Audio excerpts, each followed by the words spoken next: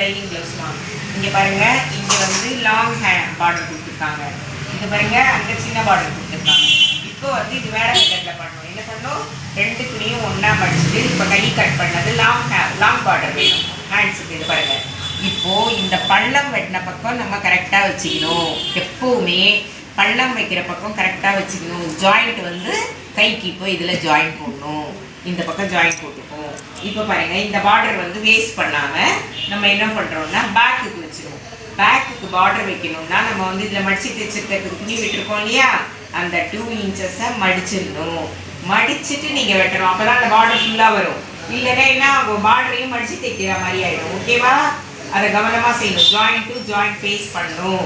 அந்த 2 இன்ச்சஸ் இங்கே மடிச்சிடணும். இந்த பாருங்கள், இப்போ ஃப்ரண்ட்டை இப்படி போடுங்க, இடைவெளி விட்டு போட்டுருங்க இந்த வெட்டுறதுக்கு. இது பாருங்கள், இதில் பெல்ட் வந்துடும்.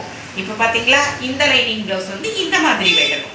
ஓகேவா, இந்த மாதிரி கற்றுக்கணும். இப்போ வந்து லாங் ஹேண்ட்ஸ் இருந்ததுன்னா நம்ம என்ன பண்ணுவாங்க, ஜாயிண்ட் கண்டிப்பாக போடணும்டா. ஓகேவா, அதோ அந்த பக்கத்தில் மீறும், அதை எடுத்து அங்கே போட்டுருவோம். அப்படி இல்லைனாலும் இங்கே இருக்கிறது எடுத்து ஜாயிண்ட் போட்டு படிமான டைம் கொடுத்துட்டோம்னா அது வந்து முந்தாணி போகிற இடத்துல மறைஞ்சிடும்.